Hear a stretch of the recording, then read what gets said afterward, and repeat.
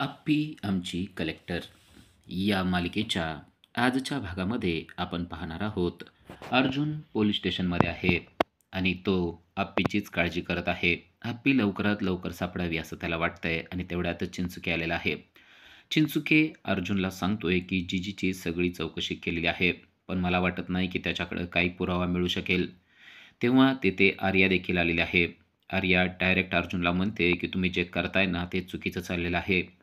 मला वाटतंय की अपर्णा आता कधीसुद्धा सापडणार नाही. पण आर्याच्या या बोलण्याला लगेच चिंचुके देखील खोडून टाकतो आणि म्हणतो, "पण आपण शोध करणं तर गरजेचं आहे ना?" तेव्हाच अर्जुन देखील म्हणतो, "मलाही तेच म्हणायचंय. अप्पी सापडणार म्हणजे सापडणार.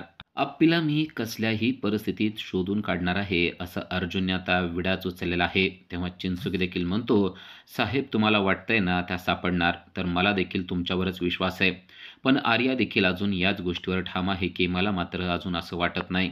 तेव्हा चिंचोके म्हणतात, "अहो साहेब म्हणतायत ना सापडणार, तर नक्की सापडणार. साहेब काही असू द्या, मी तुमच्या बाजूने आहे आणि तुम्ही फक्त सांगा आपल्याला कुठं-कुठं शोधावं लागणार आहे." तेव्हा अर्जुन म्हणतो, "वाड्या, वस्त्या, दवाखाने जिथं-जिथं आपल्याला शक्यता वाटते त्या ठिकाणी सगळीकडे आपण शोधणं गरजेचं आहे.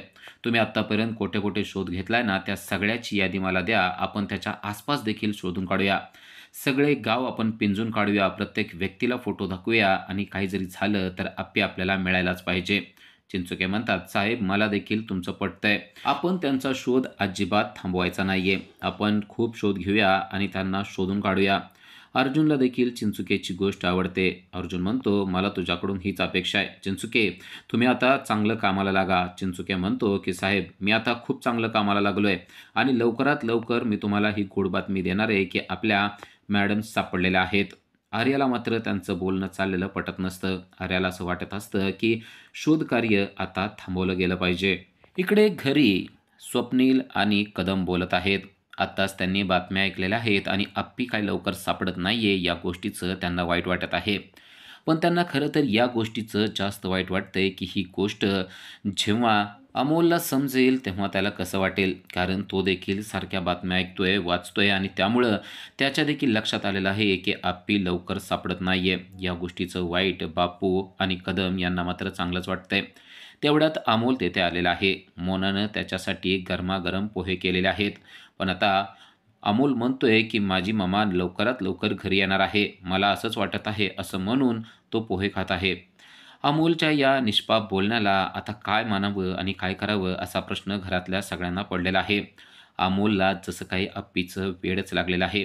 या मुलासाठी काय करावं बरं असा प्रश्न कदम आणि बापू यांना पडलेला आहे. कदम आणि बापू पण त्याला म्हणतायत, "हो बाळा, आता लवकरात लवकर अप्पी येणार आहे." आणि तो देखील गरमागरम पोहे खातोय आणि तो सांगतोय की पोहे देखील छान झालेले आहेत. अप्पीविषयी चांगलं आणि पॉझिटिव्ह बोललेलं अमोलला आवडतंय आणि अमोल देखील चांगला रिस्पॉन्स देतोय. आता त्याचे पोहे खाऊन झालेले आहेत. तेव्हा बापू त्याला म्हणतात की "बाळा आता शाळेला जायला सुरू कर." कारण बापूंना माहिती आहे जर का तो शाळेत गेला तरच या सगळ्या आठवणीतून बाहेर पडणार आहे. अन्यथा तो अप्पीला फक्त आठवणीत आणत राहणार आहे. तर इकडे चिंचुके आणि अर्जुन बाहेर पडलेले आहेत. अख्खा गाव त्यांनी आज पिंजून काढायचं ठरवलेलं आहे. मिळेल त्या व्यक्तीला चिंचुके आणि अर्जुन फोटो दाखवत आहेत. या व्यक्तीला तुम्ही पाहिलेलं आहे का? कुठे आसपास, कुठे दवाखान्यात, रेल्वे स्टेशनवर, स्टँडवर कुठे जरी पाहिलं असेल तर आम्हाला सांगा, असं ते प्रत्येक व्यक्तीला बोलत आहेत.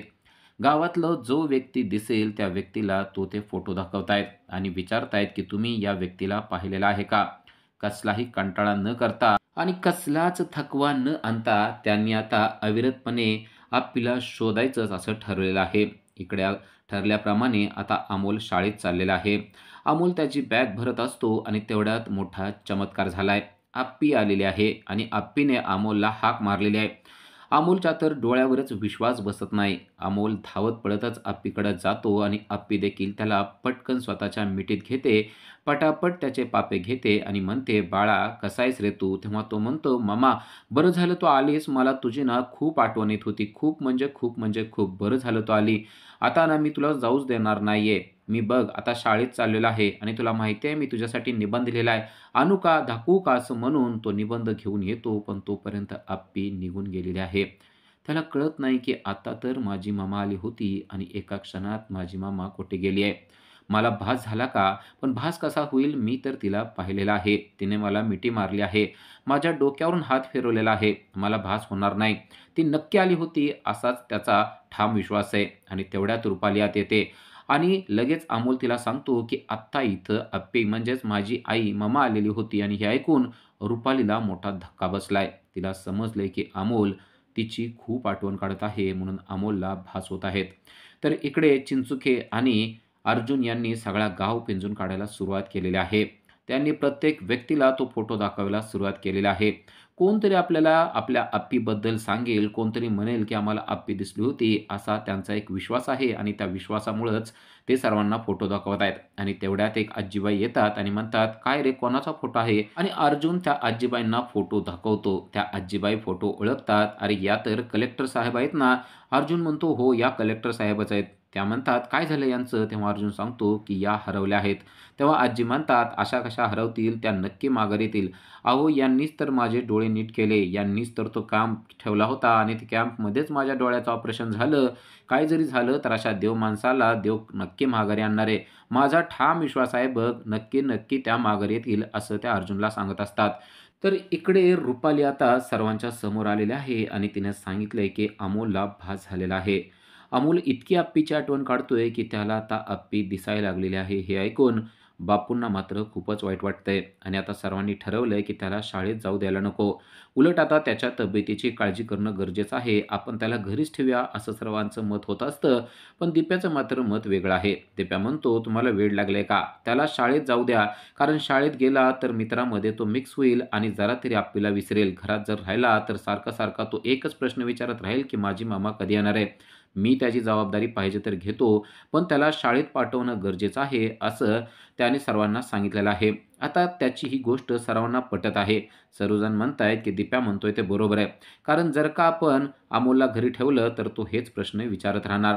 पण इकडे अमोलला मात्र प्रश्न पडला की माझी ममा तर आली होती, मला ती दिसली होती, मग अचानक ती गायब कसं काय झाली? मी तर बघितलं होतं, की तिनं लाल रंगाचा ड्रेस घातलेला होता. आपण तो ड्रेस शोधून बघूया का?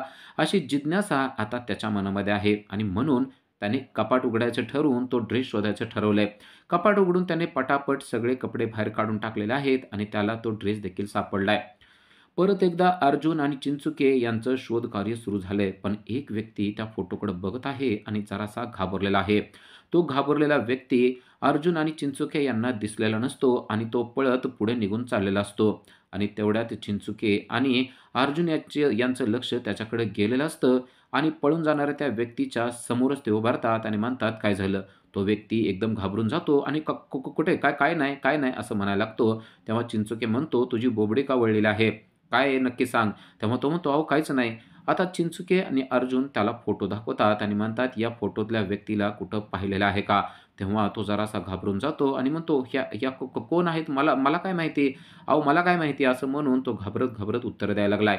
अर्जुन आणि चिंचुके यांना मात्र त्याच्यावर चांगला संशय आलाय. अर्जुन त्याला म्हणतो, "या व्यक्तीला पाहिलं तर नक्की पोलिस स्टेशनला कळव."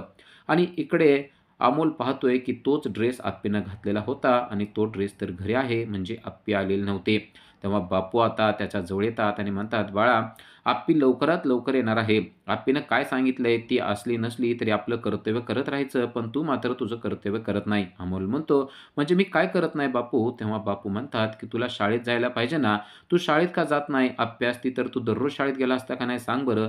आणि तेव्हा तो शाळेत जायला तयार झालाय. तो जरी शाळेत जायला तयार झाला असला, तरी मात्र बापूंना खूप वाईट वाटतंय. कारण आप्पी आली नाही तर अमोलला अक्षरशः वेड लागेल की काय अशी परिस्थिती झालेली आहे. अशाच अपडेटसाठी आजच आमच्या चॅनलला सबस्क्राईब करा. थँक